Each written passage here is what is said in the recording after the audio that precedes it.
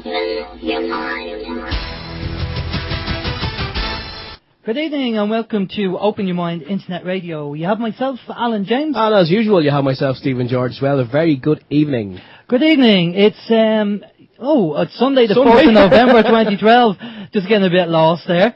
Good evening. We have loads of information to talk about tonight, and we have a great guest on. We're going to be talking about the Masons. But let's go through the communications first, Steve, and then we'll crack on from there. Absolutely. It would be a pleasure. info@oymireland.com for your emails, and just bang the microphone. It's okay. Sorry. Go ahead. Go ahead. I have to move things around. He thinks it's a set of drums. As I was saying, info@oymireland.com for your emails, the beauties of a live show. And we also have the guest book on the website as well. You can leave a message there for this generation and the rest of the future generations. We also have the chat facility on the website as well. If you're listening to us on our own site on OYMireland.com, up in the top left-hand corner, just underneath the player, you'll see a live chat button. Just click on that and it'll bring you to the chat box where you can log in and you can have a little yap with people who are already in there. You can also post questions in there for our special guests, plural, this evening. And lastly, if you want to give us a bell on the old telephone, you can. Give us a call on 046 927 1212. That's right, you can give us a call, 046 927 1212. If you're ringing in from outside the Republic of Ireland, it'll be 00353 in front of that. Alan. Great stuff, thanks Dave. Sorry about that, the microphone was annoying me, so I had to move it around. Yeah, you couldn't have switched it off before you done that, no? Yeah, no, sorry, I should have done that, sorry. I won't do it again, honest Dad, won't do it again. Okay, my microphone keeps dropping for some reason. I'm having major microphone malfunctions tonight, I tell you. Okay, right, our guest on tonight is a chap called James Wright, who's an ex-Mason. And hopefully, maybe at the end of the show, we might have some of the guys from the One World Chronicle magazine, but we'll see what happens. We'll go with the flow, because they're very busy at the moment. And Gerald Salenti has just come over. He's going to be doing the show during the week, as you all know, and we've advertised on the show. So they're with Gerald at the moment, so they might be on, they might not be on. We'll just see how it goes. Depends how many points they've had, I suppose. Yeah, exactly. Okay, so just a couple of things we're going to touch base on, because there's been a lot going on during the week. Couple of things in the news that's been happening, and a few other things that I've come across, and things that Steve has come across as well. The first thing, obviously, that we have to talk about, obviously last week, was Hurricane Sandy, who hit. Now, obviously, we talked about this October surprise. We had John Moore on the show, and we had Drake on the show, and they talked about an October surprise. And it's just funny that it just happens a week before the American elections.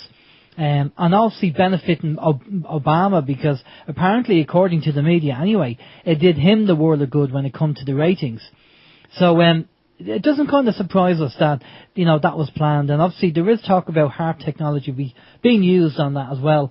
And there's still parts of New York that don't have power, and people are struggling. They're looking for food, and just the houses are gone. And yet they were thinking of running the New York Marathon. And just kind of saying, well, okay, I know you're starving and you don't have a house and you're flooded and everything else, but we have a marathon here that we do, once a year. Yeah. We have to have the marathon. So can you get your crap off the street there, please? Thank you. Clear the way. Exactly, yeah. I heard I don't know if this is right or wrong, because as well I generally don't listen to the radio, and I don't watch the news broadcast on TV. Because, well, here we go. That's someone else's perception of reality, and as a wise woman said once before, I like to create my own reality. And if it's not kind of having a lot of negative thoughts in there and just kind of filling my day with positivity, well, it works for me. However, I did hear that it was actually my lady wife, my good lady wife.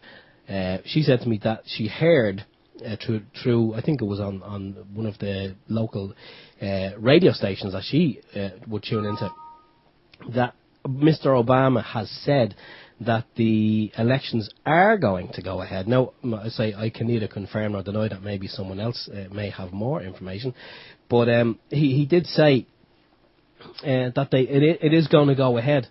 So I mean, people are, as Alan said, they've no homes. They're technically homeless. They're foodless. they're starving. And the most important thing now is going to be to get these people, get ballot boxes into those places where there's complete devastation. Just make sure they get the ballot boxes in. That's obviously numero uno priority at the moment. Exactly, priority for them and not for the people of New York.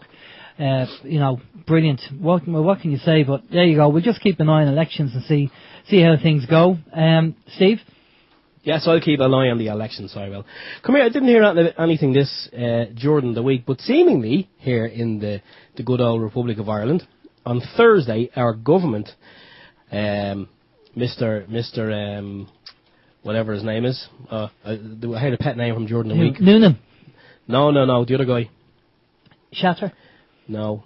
The dog, they were calling something. There was something to do with a dog anyway. There's a picture of him floating around the internet dressed up as a dog. Anyway, okay. Enda Kenny. Seemingly they gave 112 million to the bondholders in Anglo on Thursday, and on Friday they paid a further 14 million. That's 14 million to Bank of Ireland, and all the while the people they're struggling to feed their families, and it's completely sickening and it's wrong. And I think what's his name, Noonan. Well, we actually heard through the grapevine a long time ago that Michael Noonan was one of the bondholders himself, and obviously he's going to benefit from all of this.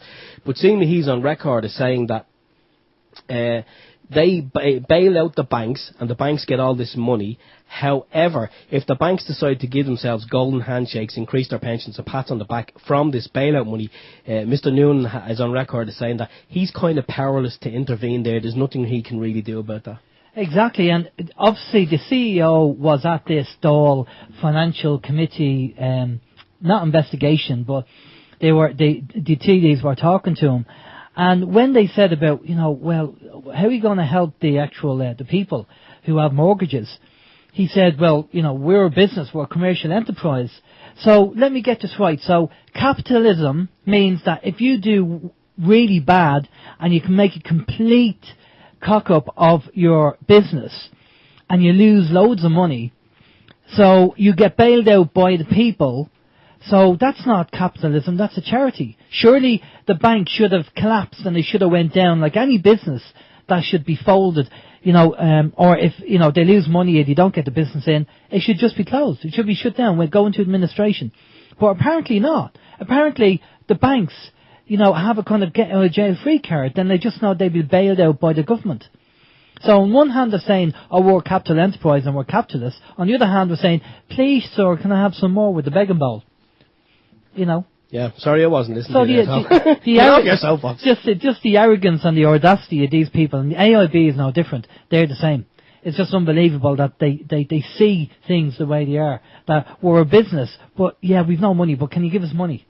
I don't know. Madness anyway. Okay. What you know as well as I do, when you start going down the little rabbit hole and you start kind of seeing things, not kind of through layperson's eyes, but when you see it through the eyes of the people who are perpetrating these crimes, i.e. the government, so when you see it through their eyes, you can kind of see why they're doing what they're doing. You can actually kind of see the end game. You can see where they're heading with this. But say for the ordinary person, the ordinary person on the street cannot see this. But when as I say, I'm sure you will agree, when you look at it from a different perspective, like the eyes of the politicians, everything falls into places. All the dots, all the I's get dotted and the T's get crossed. That's right, exactly. So, as Crown Copyright says, to top up their pensions. Yeah, very, very, very handy. And also during the week we had Halloween. Yes, we did. Now, I have Scrooge here beside me. Hang on a second. Humbug. Okay, now let me... I said something to you yesterday, and it was in confidence, and we shared a laugh about this, and then towards the end of his laugh, I'm going to mention this in the radio tomorrow night. I says, and you're... Yeah, I am, because look, we know Halloween is supposed to be, satanic and all that kind of stuff, and we'll have people saying, Halloween, but look, when you have kids, they love the idea of dressing up and going around doing trick-or-treating, and what my little kind of soapbox thing was, I can't believe that some people, for the sake of one night a year, wouldn't be able to grab a few sweets and the kids knocking at the door and give them a few sweets. And of course I mentioned this to Steve, and then I find out that, Mr. Grumpy over here, sitting in the kitchen, not answering the door for the kids knocking on the door. I was having me dinner. Oh yeah, what, you having a 7-course meal or something, were you? I eat slowly. And I wouldn't mind, but you've 2 kids. Yeah, and hang on a second, I have to justify myself. My 2 children were out going around with Mammy. Mammy was bringing them around, as was all the mammies on the street. So I was home alone. I had just done a very, very hard day's work. I got home. I was completely shattered, and all I wanted to do was just sit in a chair and vegetate because I was just so tired. And even eating my dinner was a struggle. Hang on, I'm hearing something coming through my headphones. Oh, it's a string of violins. That's Shut up. Right, okay. So there you go. 1 night a week, sweets. Right, 1 night of the year. one night of the year. Yeah. Okay. Kids referendum, Steve. Yes, the kids referendum. Myself and Alan just kind of spoke about this during the week, and sad to say, I spoke to my wife about this as well. But it seems that it's going to be, well, I hope I'm wrong. I really hope I'm wrong. But it's looking kind of that it's going to be a yes vote. Not because the people are going to vote yes. I think a lot of people are going to vote no. I'd say a majority of people will probably vote no. But my kind of fear is that, as I said to Alan during the week, the people who count the votes, when you think about it, and what we heard about was it Lisbon too as well, with kind of ballot boxes arriving early and then disappearing and resurfacing, at polling stations. I have a funny feeling that if everyone votes no in this referendum, which I really hope they do, because it is not in the best interests of the children. When you read the articles and you read the wording, and say when you read the wording as a layperson, it all looks great and everything's kind of sweet and dandy. But when you kind of read through the legalese and you cut through the BS, you then kind of realise that, wow, this is really going to benefit the state, and it's not really about the children at all.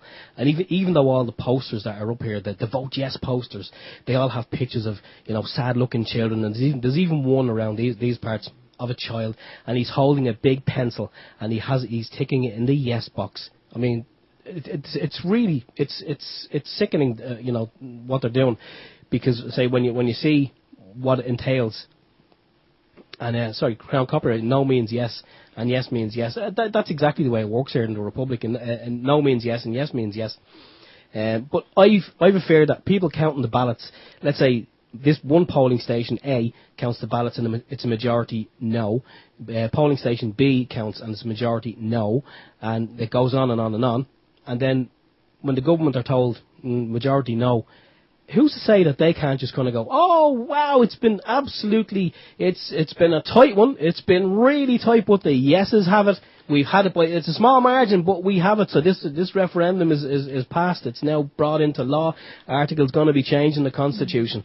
Well, remember, Mark McChrystal is actually bringing the government to court, and he's trying to fine them for 5.5 million, I believe is the figure, because the government spent 1 million of taxpayers' money on the yes vote and nothing on the no vote. That's right, yeah. And that's bias. Yeah. I mean, the government should be saying, you have a choice, you vote, but they're not. That's not democracy, So, Mark McChrystal is bringing a court case against the government to do that. Yeah. Well, I actually heard the other day that, I think it was on Friday, that Mark McChrystal, that he had gone into the courts to try and get an injunction to put a stop to this. I don't think he's trying to. I think he's trying to actually just kind of halt it until more information is put out there and people can kind of get a balanced view of what's going on. Especially like what the people who are advocating a no vote, what they're saying. So, from what I heard on Friday, he went into court, but the judge said that he didn't have enough evidence for to warrant postponing the referendum. Yeah, well, there you go. I have a funny feeling it's going to be a yes vote as well. Because we've had 2 Lisbon Treaty referendums. We've had the ESM, and we've had obviously this referendum now. And it's just going to be rigged. It's going to be yes vote. And they're going to keep rigging it and keep doing whatever they're doing until the majority of the people have woken up. I mean, what did you tell me there last week? Was it last week about people in Greece going around, allegedly wearing T-shirts saying we're not the Irish? Yeah. I mean, Jesus Christ, lads, come on. Yeah. No, that's we are the laughingstock of Europe. We are the laughingstock of Europe because we're saying we are not the Irish. They have T-shirts with we are not the Irish. I mean, we have to. Enough is enough. I mean, how many times do politicians and the government and the bank, how many, it gets on my goat, really does. How many times do they really have to screw us until we actually turn around and realise that something has to be done about it? We have to really start doing things about it and fighting back. And the property, we've been speaking to Harry from We the People, and we're arranging to get Harry on, not next week, the week after. We'll hopefully arrange that, because Harry has some great information regarding the property charge, and what to do with that. Basically, RTS, send it back to them and tell them to, stick it where the sun doesn't shine, basically. But I love Aidan. I've seen a photo of Aidan Killian, and he had returned to sender on it, and just underneath it says, "I love you." I just thought it was very good. Yeah, I've seen some of his sketches. He's an Irish comedian, and he's actually quite good. He's kind of like the Irish version of Bill Hicks. Yeah, he's very good, Aidan. Right, the other thing that I came across, now, we had four main parties. You got your Fine Gael, Fianna Fáil, Labour, and obviously Sinn Féin. And Sinn Féin has normally been quite good when it comes to supporting the people, but I was completely shocked during the week when I found out that Sinn Féin are advocating a yes vote. So, are you serious? Would you believe that? Yeah, it says, I took out the information here. I feel they've lost my support now, really. A person wrote that. This is exactly from a person. They said, "I have voted for Sinn Féin since I was old enough to vote, but their advocating of a yes vote in the so-called children's rights referendum has turned me off them, so they have lost my support, and Mary Lou removing me from her page, and Larry O'Toole is censorship just because we don't agree with this Adoption Act disguised as a children's rights referendum. Have you heard them lately? They make decisions without consulting their membership. That's not democracy, that's dictatorship." So it looks like Sinn Féin has put the nail in the coffin as well. And so that's the four main parties that we have in Ireland, and they're all voting for the yes vote. Right, they have to go, so we have to get rid of them parties. They have to go. There's four parties we have to get rid of. Yep. Yeah. And the Crown Copyright said 4 parties and no DJ. Exactly, yeah, exactly. So we're just going to have to, their 4 parties, don't vote for them. Well, so when the next, when the voting comes around, just, either spoil your vote or else vote for an independent. That's the only way you can do it, really. Steve, bumper stickers. Yes, if anyone wants stickers for their bumper. Yeah, we mentioned it last week about the sticker campaign.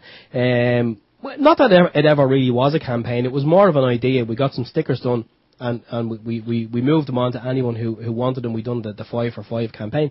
Well, I suppose maybe it was a little campaign, but that was it. The stickers kind of they went, and we never done it again really. But Alan got a phone call from a chap there, James. James contacted Alan, say via the Sovereign Independent, because he's seen a couple of the OYM bumper stickers, and he basically thought it was a fantastic idea, because you never know who's awake and who's not awake, and it was just kind of a handy way of knowing, seemingly. So he wants to donate and organise to get more stickers distributed with the Sovereign Independent. So if you want to donate to the printing costs, you can just pop along to the website and click on the bumper sticker campaign image at the top of the front page. As we also say, any image or any adverts that you do see on the page, we kind of put them there for a reason, because it's another way of getting a little bit of support. People can click on the ads and kind of it's basically milking the system, I suppose. You click on an ad, we get a few cents in the tip jar, so to speak, and then all those tips add up, and it's one way of saving people from putting their hand in their pocket. Although if you want to put your hand in your pocket, we won't refuse. But yeah, we're gonna the sticker campaign. There's good things supposed to be happening now with that. I'm not sure if we can say too much at this early stage, but it's gonna all things going well. There should be a little surprise for people in January. Well, fingers crossed, but the whole idea of the sticker campaign is obviously twofold. One is that you're letting people know that you're awake. So if other people come up who are awake, you can start a conversation and just, meet up and, talk to like-minded people. The other side of it is that if people come up and go, what does this mean, I'm awake? You can start educating them. And we want this to go nationwide because we need to get people woken up to what's going on and the corruption that's going on with the Irish government and the banks. Something has to be done. So at least that's a step in the right direction. Okay, so any support you can with the bumper stickers would be fantastic. And we're just going to find out what all the details we need to know and keep you up to date, keep you posted on that. But it'd be fantastic if you could give us your support on that. Right, okay, next Saturday we have a United We Win radio marathon. We will be on around 9 p.m. to 10 p.m. GMT. On Saturday evening, 9 p.m., 10 p.m. GMT. Our guest on will be Ben Gilroy. Ben's going to be on for half an hour, just, telling us what's going on. And he had a win the other day, apparently in the High Court, and €180,000 was written off, apparently. And the barrister on the opposite side was fuming. He wasn't a happy bunny at all. God love him. God love him. So, a good win for Ben there. So we'll be catching up with Ben next week. So the United We Win marathon, next Saturday at 9 to 10 is when we're on, but it actually starts earlier than that. So if you tune in, we're going to probably be restreaming it here anyway. So if you want to listen to our player, you just click on the player, that should be online. But we do have a message from Karen about this, so we'll just stick that on for you. The United States began experimenting on weather modification during the Second World War. They perfected it during the Vietnam War, where they made it rain more on the Ho Chi Minh Trail. And in their own words, you can do a search online for the U.S. government wants to own the weather by 2025. Then look at Hurricane Sandy and understand this is not an accident. This is a takedown. This is using technology that has been hidden from the people yet used by the military. It is time to take off the uniform, to step out of that and step into your own lives. It's time to refuse immoral orders. It's time to understand that the bankers control it all, and they're paying governments who are paying our military men and women and using them. The military suicide rate now is higher than it is for being killed in Iraq. This is directly because of what we are forcing our people to go through. Stop obeying immoral orders. Think for yourself. If you want freedom for your grandchildren, it is time to withdraw support of governments gone wild and join us on our next marathon November 10th. United we strike, united we win. We must dig in and defend. We must refuse immoral orders. Thank you for your time. Please spread the word like your life depended on it, because it does. And that's Karen there. So just quickly, we just go through a few things. We know we have James in our green room, standing by, so to speak. We have a green room. We have a green room. I didn't tell you that. It's green room. It's in the ether. It's a multi-dimensional green room. All right. So how's your week? My week's been fine. I know we're on the clock here, so I'll just say the crux of my week has been basically I brought a few sovereign independence as we got them here last week. I brought a few into work. I gave a few out. I didn't say what they were. I just kind of gave them out to people. I left a few in the canteen and waited for the reaction. I got a couple of reactions. Some were kind of positive. Some people just picked up the paper. They read it during lunch, basically cover to cover. Well, maybe they glanced through it, but they went from front cover to back cover. And one person kind of said to me, "What's this propaganda?"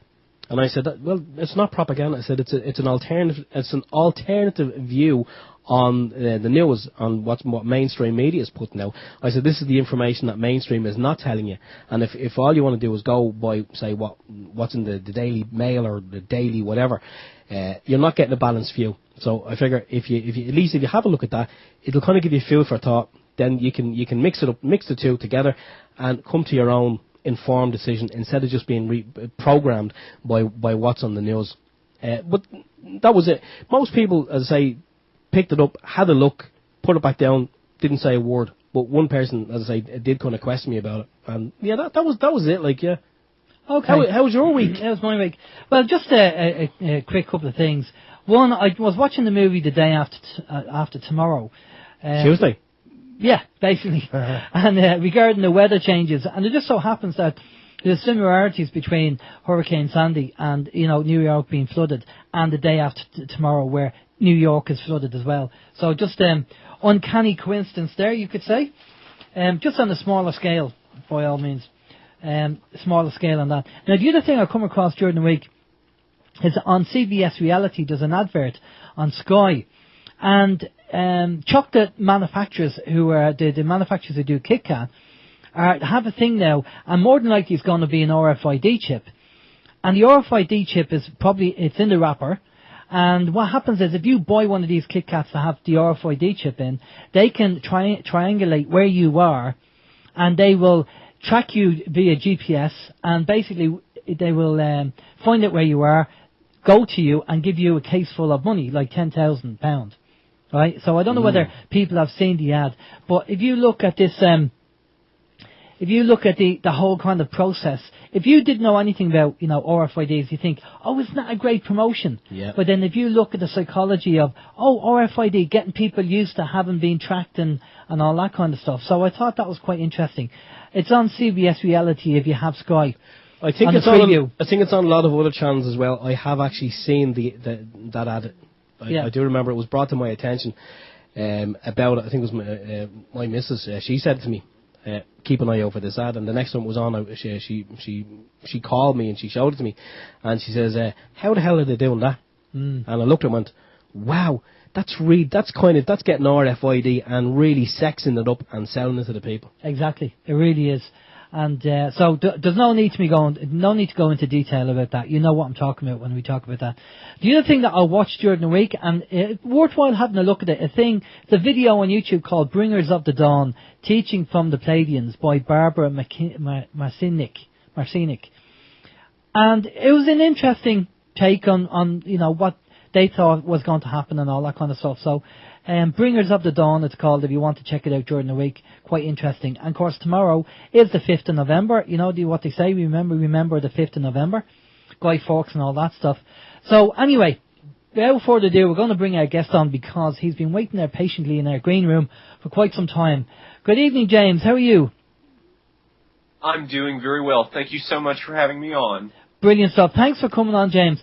Steve, I'll pass it over to you because you're the man who's with the introduction. Well, I am this week, yeah. I'd just like to say, a very warm welcome, and it's a very good evening over here, but it's a very good afternoon to James in the US of A. And we're just going to start by mentioning that James, he was actually the cultural attaché to the US under the EU, just so people can understand that James, he's not just any old author, but he is an author, and he has a professional backing. Brilliant. Okay, well, James, do you want to tell us about that? I mean, what that title means. What did that involve? Well, it was quite uncanny, actually. I mean, after what happened at the Scottish Rite, I was approached by them, and they were looking to fill that position, but not only that, they were looking to have someone who could also participate on a coalition that's been formed over there, one in which they're calling for this, global shutdown of any sort of secret society business dealings within political atmospheres, which I applaud, and I think that there's a real substance to that to work with, for the future of politics. So. Okay, now, obviously you're an ex-Mason. Tell us how you got in. How did they approach you? I mean, what were you doing at the time, and how did all that come about? And the reason why I really want to ask you about this, because I was also asked to be a Mason, and I was brought down to the Masonic Lodge, and I was shown around, and I'm just curious how you got involved, and whether it took the same pattern as what I was shown, and the things that I was told about. Well, the main reason was because it was a strong, and I should emphasize strong, family tradition. And so several of my cousins had opted not to do it, And that sort of left me, being the youngest, the last saving grace, I guess you could say, under that mindset. It was jazzed up and, put to me that it would be, just sort of a wonder drug, to put it one way. And I went ahead and, did it. And I did it and saw it through to its completion as a 30-second and, went on other by invitation only things from there. And, quite honestly, I had a good time in it up until I would say once I got that 30-second degree. And then from then on, it was sort of, they say the definition of insanity is when you do the same thing again and again and again, expecting different results. And that is such a apropos way to describe Freemasonry nowadays. And it's unfortunate, that it sank to a level that it's at. It's unfortunate that the people up top who, I should interject, the ones in the Blue Lodges and that sort of thing, those are good guys. They really don't have a clue what's going on up on that Supreme Council, which is suffice to say, sick. And it's, there's a great big barrier between the two, between Masonic public and that higher echelon, and that's why they get away with what they do. So do you think that the Masons have been infiltrated by these people? Oh, absolutely. Absolutely. They are responsible for, they have several disinformation specialists who purposely put out just random things that come from a different world of fantasy, to detract people's attention away from, oh, look at this group, look at that one, but, do not look at us because we're wonderful. Well, no, they're not. And it's really interesting when you see, like, any program on the History Channel or on Discovery Channel, it's not like the person doing the interview goes and just finds a knowledgeable, credible Mason in the lodge nearest them, could save a whole airfare and trip, on the channel's expense. But no, they go to D.C. They have to go to D.C. and talk to someone on the Supreme Council, and that's who speaks on behalf of all of Masonry. Yet it is arguable strongly that they have absolutely no claim at the Scottish Rite to Masonry, or what it is supposed to be. They have, over the last 100 years, really perverted that definition and turned it into a mass assembly line. Okay, because I just want to kind of explain, go back to the basics a little bit on my understanding of this, and then you can tell me whether it's right and wrong. A family member of mine was actually involved in the Masons up to, a few years ago, and he decided to leave, and I said why. He said because he didn't like the kind of people that was coming into the Masons. Now, when I was asked to join the Masons, I was brought down to the lodge. I was shown around the actual lodge itself, seeing the black and white squares and all that kind of stuff. And then I was brought into the bar and introduced to an old guy, which I take probably a Grand Master or whatever I'm not sure what his name would be. And it was kind of, the person who was doing this, it was made out that I had already made the decision to join the Masons. And when you join, obviously, you donate to the Mason. I think there's a monthly fee that you pay as well. And the higher up you go, the more money you pay. And for the first 2 years, maybe 3 years, I'm not too sure, you are subservient. Basically, when they have dinner dances and stuff like that, you're the one going around serving the food and pouring the wine and all that. And as new guys come in, and you do your time, you go higher up, and then you end up that you're sitting down having a meal, and then they serve you, and then this is the whole kind of process. Is that right, or is that wrong? That is 100% accurate in the Blue Lodge context, yes. That's good to know. Thank you for that. And okay, just talk to us about, you're talking about the Blue Lodge context. That's the lads who get together once a month or whatever and have a beer, and they have the odd meal, and the wives come along and stuff, and they're the guys who don't have a clue what's going on. Is that right? Yes. Okay. So we have the Blue Lodge. You've other colours of lodges that do other things. Well, you have the sort of intermediaries that, like the Eastern Star and the York Rite and that kind of stuff, which York Rite is really just the continuation of the Blue Lodge degrees in its own context. Once you're a Master Mason, they don't tell you this, but you're already a York Rite Mason. That's where they get you for another, usually $100, at least over here in the States, because they say, you have to join the York Rite. Well, technically, no, you're already one. It's just, because yes, like you said, it's always fees, and more fees, and what else can they charge you for? And now you have to read this book, go to our gift shop and buy it. It really is a sales floor to it, like I wrote about in the book. Yeah, it's a money-making operation. It definitely is. That's what I heard. And also the actual. I seen guys there when I was in the bar talking, and there was guys who have just come out of the lodge itself, the inner sanctum of the lodge, and they had their little, Masonic books with them, and they were reading this stuff. Obviously, when you join, there's certain things that you have to say. Now, apparently, these guys are saying, well, this is all obviously part of the boys' club, and I'll go in and just say it and repeat what they want me to say, or learn what they want me to say. Well, in actual fact, what they're doing is all that wording that they're learning and reciting are incantations and spells, apparently. Yes, I noticed, I'd been down a metaphysical book aisle a few times in my life before I'd been in there when I first joined, and I first took a look at these rituals, and I thought, oh, wow, several of these guys here have no clue what they're actually doing. That was my first impression, really. Yes, you go through what they call the circumambulation, and which is a fancy way of saying calling the corners and all that kind of stuff. So, there is, and yes, what they are specifically doing is called Solomonic magic. So, powerful stuff.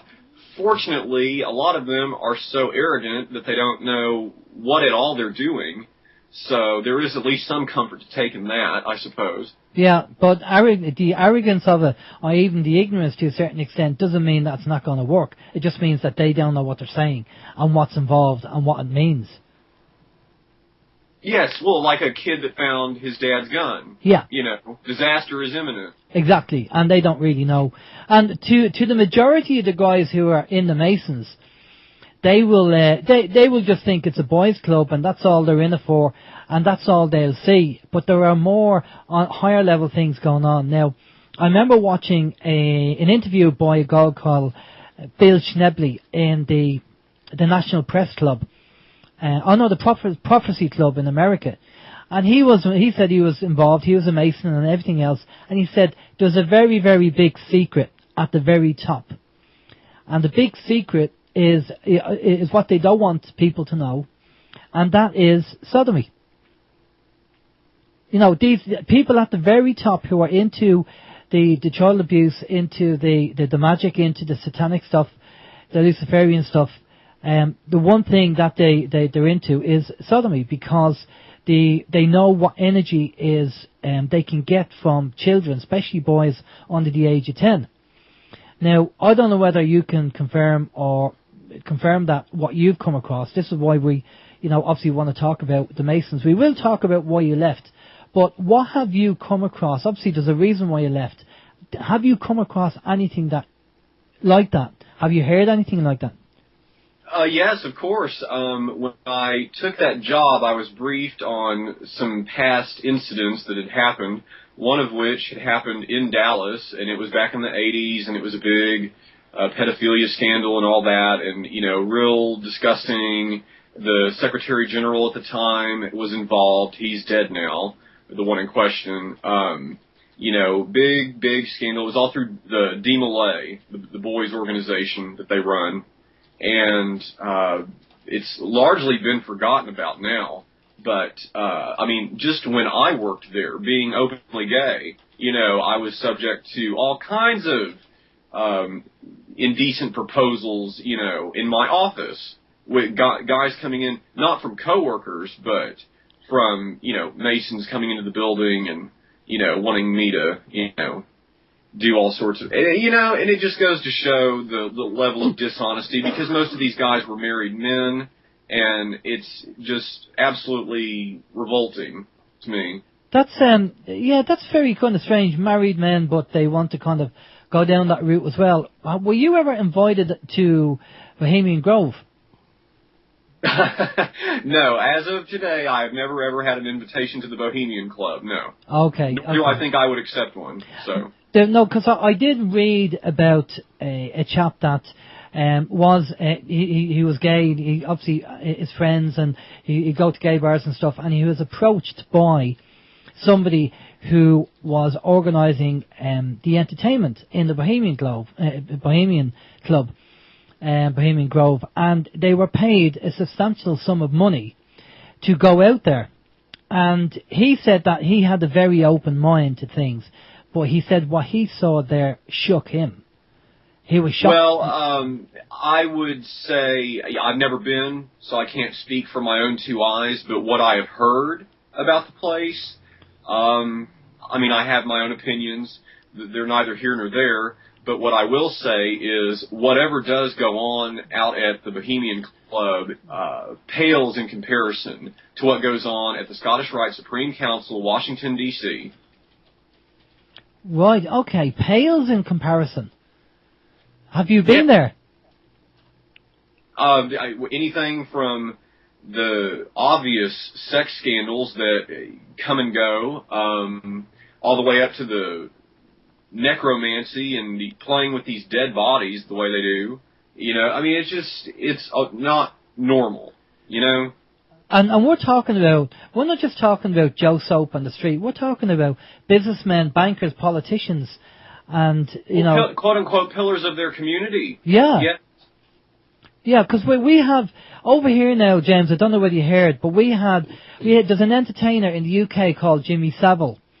And he's been around for years. He's been on TV. Top of the Pops is a music show that has been on for years in the UK, and obviously he had his own TV program called Jim Will Fix It. Now, he passed away last year, and now it's all coming out that he was a paedophile. And there's 300 plus cases of people ringing in, and there's 40 that they can actually confirm, something like that. The numbers are changing all the time. And now, it's now they have something like a number of other celebrities which they're investigating at the moment as well. So there's a lot of people shaking in their boots at the moment, especially the celebrities, being exposed of what they are. Now, he was not only a paedophile, but he was into necrophilia as well. Yes, so with these occult orders, the two seem to really go hand in hand for some reason. I've never understood that, nor do I think I want to. My mind just does not operate that way. When you're inside the head of a sick person, all rules of reality are off, Yeah, definitely. And tell us, what else did you come across in the Masons that, you thought? Because obviously we all have morals, and we all, certain things we can understand, and certain things we go, hang on a minute, that's too much.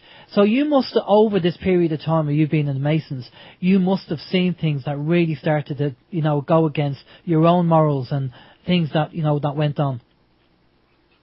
Oh yes, it was anything and everything. It was multifaceted. It had to do with not only the way I feel about Freemasonry, but business things.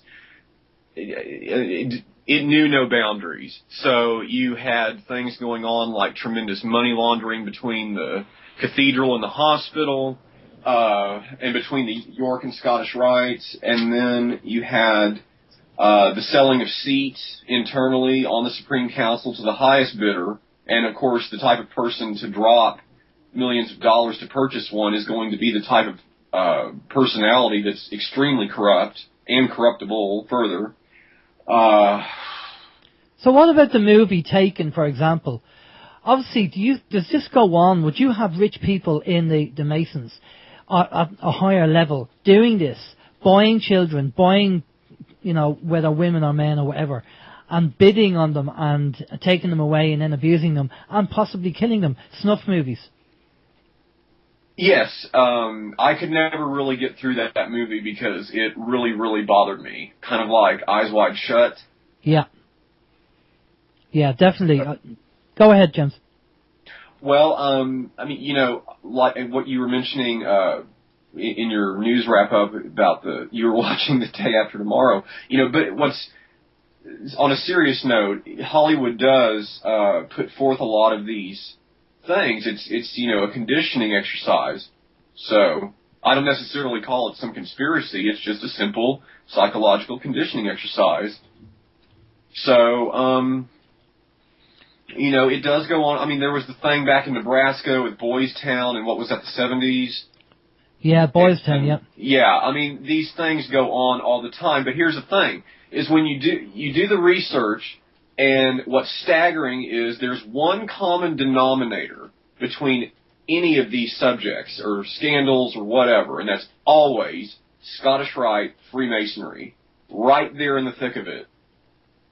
And, I mean, quite frankly, why nobody has ever intervened before to shut them down staggers me, and it's very sobering, and that just reaffirms why I have to continue doing the work I'm doing, and the EU is certainly calling for it. So, you know, here's hoping that there's a better tomorrow with them out of it. And that's the Albert Pike Freemasonry in Scotland, isn't it? Albert Pike was one of the main guys up there. Albert Pike was a Confederate general who, interestingly, escaped being tried for treason.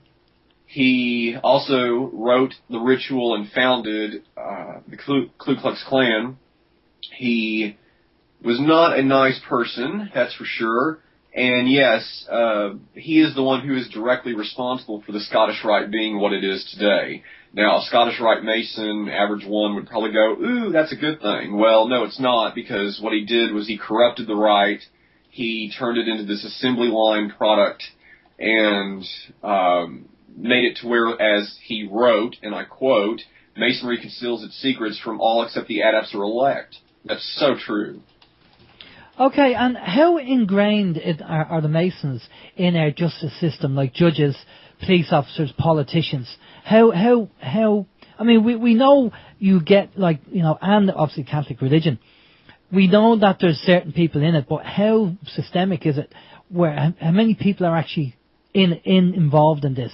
And are they kind of, when people join, say, the Law Society, are they kind of told, you need to join this if you really want to get on in your career and all that kind of stuff? Oh, well, yes, that does happen a lot, but it tends to always have family linkages. That's a very real component to it. And then, you know, you have, I would say roughly right now, the numbers have fallen, so now it's down toward more like 4 million active Masons in the United States. I think it's probably about that same number in the UK. And then worldwide, that's a tough one, but I would say my best guess on that number is probably around 35 million. And so it's a huge network. And that's exactly where their power lies, is in the power of networking, which they've perfected into a fine art. And they have this database program that was developed for them called Sentinel, and it keeps track of all these Masons on the planet, so that those guys on the Supreme Council in D.C. have a database at hand, ready to go, private, no one else has access to. I did when I worked there. You know, to call up anybody by what they do for a living and usually get their way. Because it's always that intimidation factor. Well, brother, this is for the good of the lodge. Yeah. You know, whatever, and these guys always end up giving in and doing it. Yeah. And so that's the one component. And then, you know, aside from that, but it's always going to be the blackmail.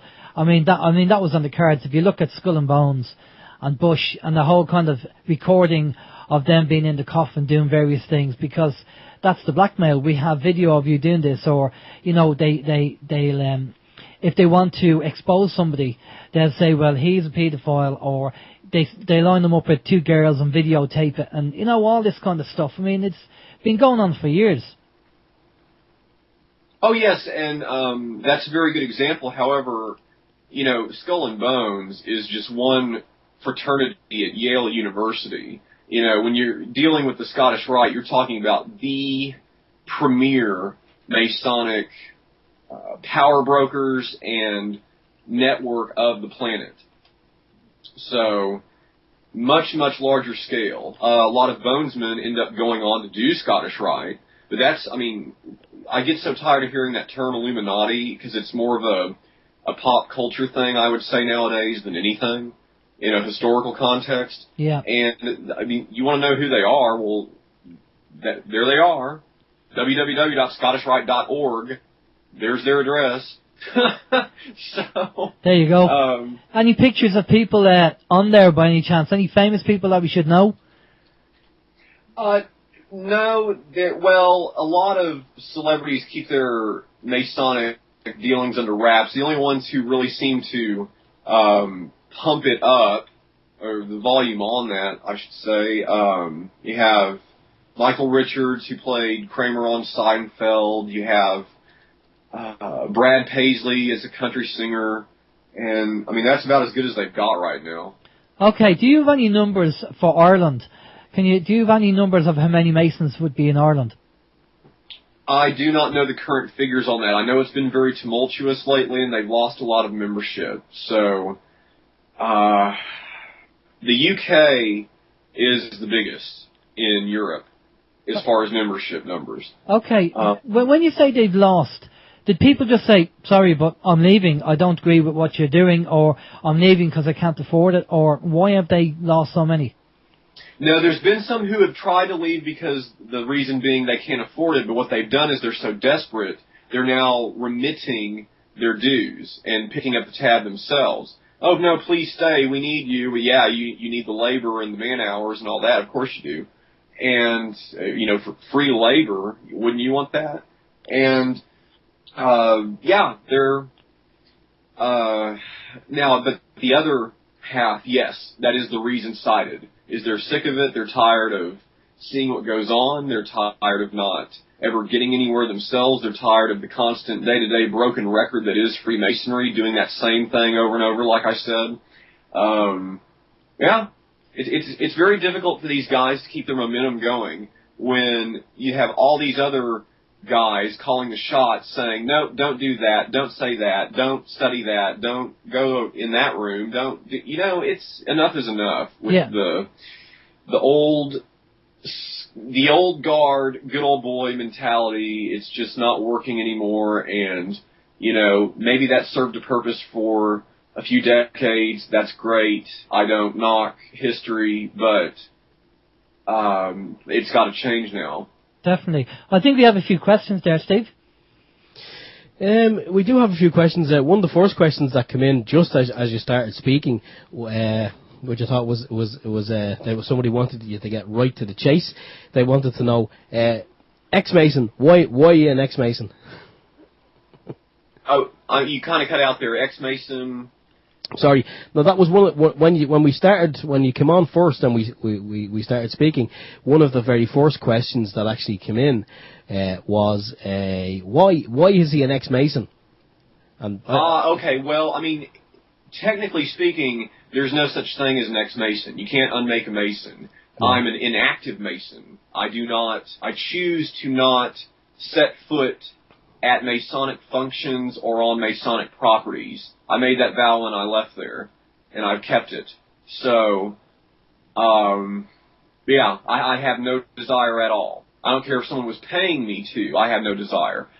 So, their attitude is, it's the Hotel California you can check out, but you can never leave. And they have certainly subjected me to that in my post-dealings after having worked there, and stopped going to lodge now and all that sort of thing. So, as far as being an ex-Mason, that's a simple way of saying it, but it's not the correct way of saying it. So, I mean, I am, right now, actually, I'm suspended from non-payment of dues, which is the most common way to be suspended. So, millions of guys are under that status right now.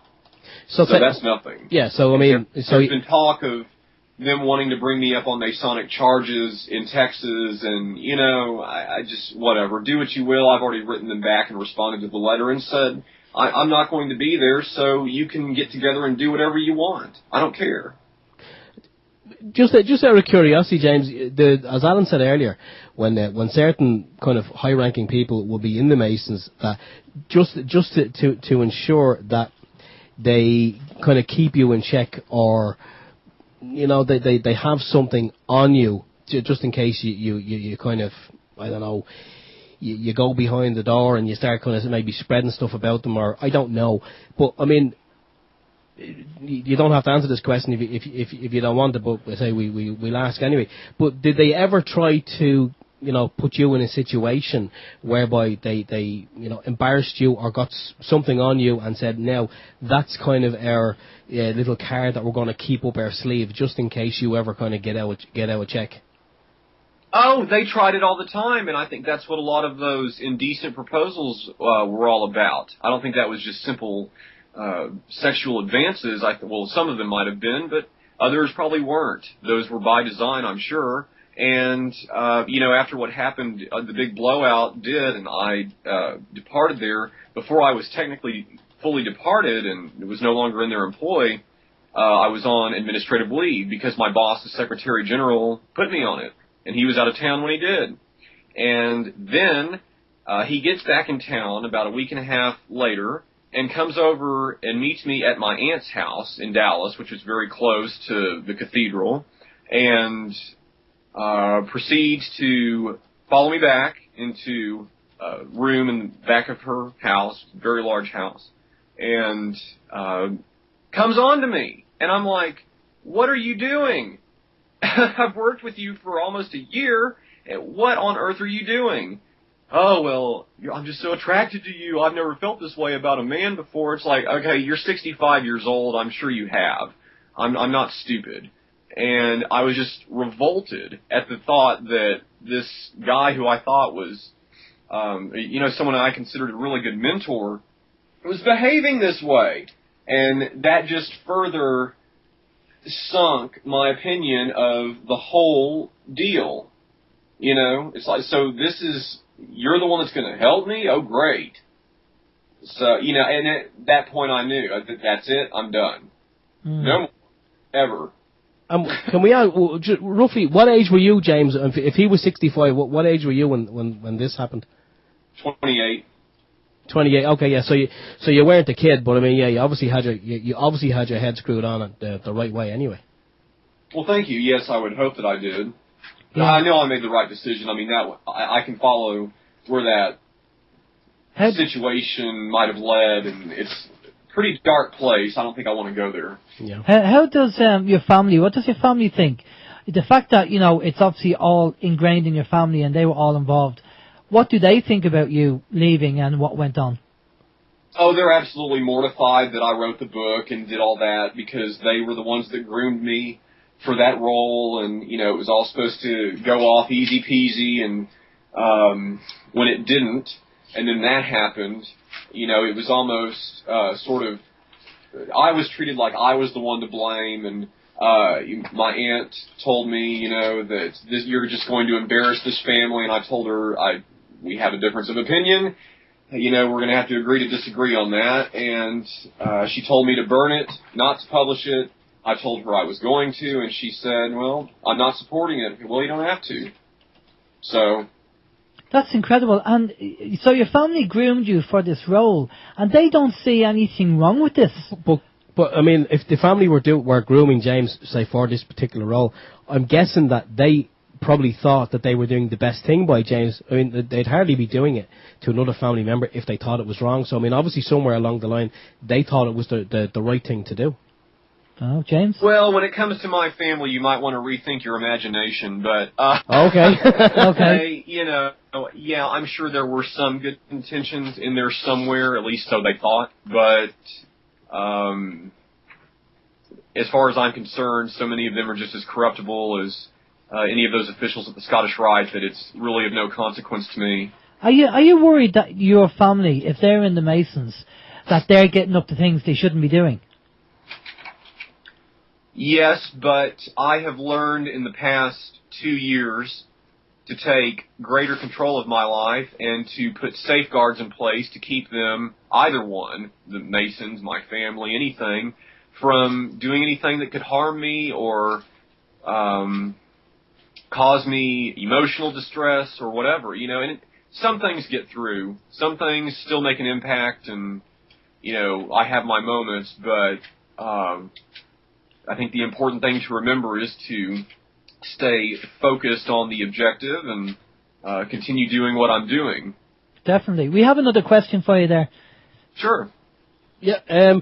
Well, I have one. I'll just throw that one out first. About the book, James, how was the book received, and have you had any feedback from the book, and has it been good, bad, or indifferent? I've had nothing but good feedback, except, of course, from some randomized knee-jerk reactions inside that net, so to speak. But otherwise, I mean, from the public, it's been an overwhelming response. So much support and everything. It's really helped keep me going and keep me determined. Yeah, it's going well. And then, of course, there are those who have, from the truther community, have come at me saying, you know, oh, well, I could just be some actor of theirs reading a script they prepared. This is some sort of Masonic game that's being played on the world stage right now. No, it's not. No. Well, I mean, you have to... There's a lot of ridiculous claims out there, so that's what I try to do, is cut through it, deliver the evidence, and move on. And absolutely everything I've written about and bothered to speak about is fully backed by all the evidence I possessed departing that position. I think you have to... That's why I'm a nonfiction author, not a Dan Brown. Yeah. I think you have to ask that question, and people will, because when people don't know somebody else, like, you know, technically, we don't really know you, James, as in know you as a person. So there's obviously going to be people there thinking, well, maybe he's just a plant from the Masons. You know, how come they haven't shut him down, or, had an accident, inverted commas, to stop you saying what you're saying? There have been attempts on my life, but they've not been successful. Okay. And now it's to a point where there's so much attention and overwhelming public support on my end that I think, honestly, at this point, they're kind of running scared. I don't think they know what to think, because something like this has never happened before, especially with one of their own from the inside top level. Yeah. So, Steve.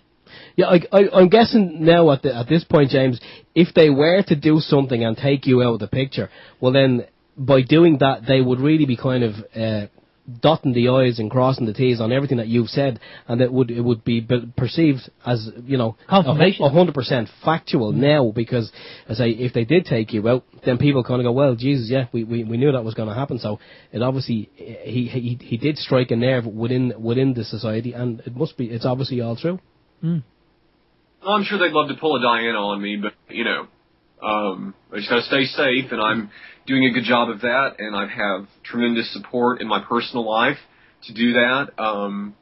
You know, I'm very fortunate and blessed right now. So, again, the point is to stay focused. And, you know, what's funny about that book is the day it came out, right, it's like New Year's Day, I think, or the day before, the entire administration that I worked with in Dallas, Texas, resigned the day after it came out.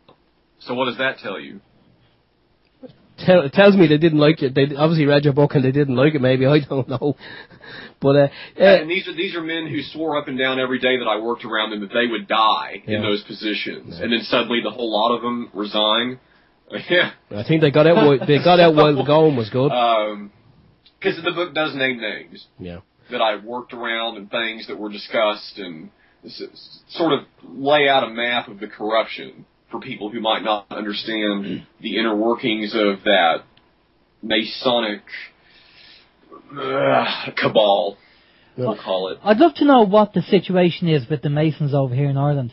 Who's involved? Who is a Mason? I mean, we're taking a stab at this, but would you say, obviously, politicians, judges, police, and clergy?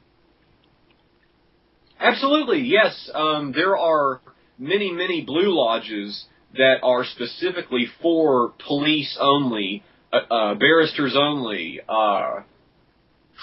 judges, politicians only, I should say. Yeah, they're all over the place. They love them. Okay, Steve, you another question there? Another question here, James. It's about Prince Hall masonry and its connection to Dublin. Does your guest have any information on that? Yes, Prince Hall, I would say the root of the problem as I see it lies over here in the States, because it's basically their way of being racist and not looking like it and getting away with it. Because the Prince Hall Masons go through all the same ritual and degrees and everything else, 9 times out of 10, much harder than most AFAM Blue Lodges do, or put their guys through. So these are really, really dedicated, serious esoterists in the ranks of Prince Hall. Very good guys. And yet they're told that because they're a Prince Hall Lodge, that they can never ever sit in a regular lodge or, a white lodge or anything of the sort, because they are what the white lodges call a clandestine Mason because of being Prince Hall. And, I mean, it boggles the mind. Especially if they want more money and more members. I mean, this stupidity I have witnessed in my dealings with the Masons is just, it blows me away every time. It's to the point where it's like, does anything really surprise me anymore? I'm not so sure, because they will stoop to any levels they want. And the Prince Hall thing, it just, I don't know if it's going to be perpetual or not, because Prince Hall Masons don't seem to be, like I would like to see them do, put the pressure on to the AFAM establishment under York Wright and say, we would really like the equal right to sit in your lodges since they are the same, So Yeah. I really hope that there is a push for that, and if there is, I would love to throw in any assistance I can. Yeah, no, just another comment. It's not even a question. It's a comment here from one of our regulars here, Lord Vapor. He said, Prince Hall received its first power from the Grand Lodge here in Ireland. Yes, but one of the lies by omission that exists in Freemasonry is all of these Grand Lodges all over the planet answer to UGLI, United Grand Lodge of England, who the Duke of Kent is the Grand Master of. Now, what's interesting, though, to me, and what even more Masons don't realize, is UGLI is, at this point in time, year 2012, really nothing more than a little tool of the Scottish Rites in their back pocket. Kind of sounds like Google. Yeah, right. Just an observation, I'm sorry.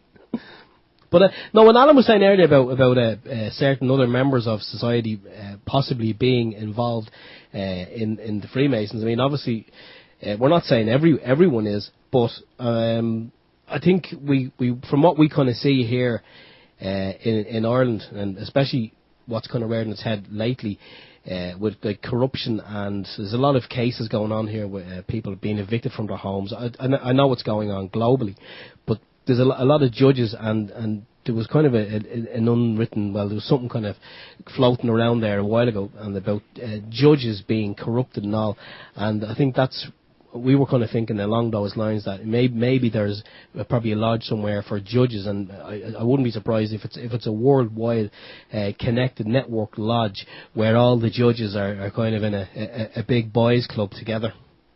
Oh yes, judges lodges, bankers lodges, you name it, they've got it.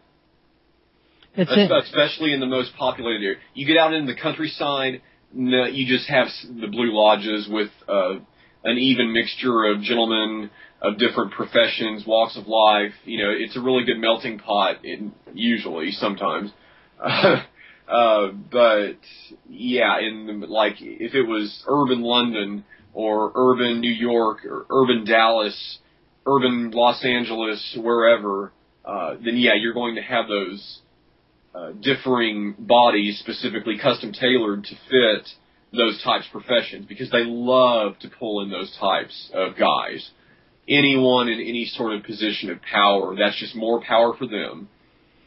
That's it. It's incredible, the whole Masonic thing. I mean, I'm glad to see more and more people leaving the Masons, even if it's only the fact that you don't have the money to do it. But just, and the more exposure we give to the Masons and what's going on. Now, we know the majority of these guys don't know what they're doing. They're going in, and it's a boys' club, and you have lunches, and the wives come along. And to them, that's all it is, to a lot of them, because that's just like ignorance. They just really don't know what it's about. It's the people at the top who are doing all the kind of satanic stuff, the child abuse, and going against society and the rule of law and everything else purely for their own benefit.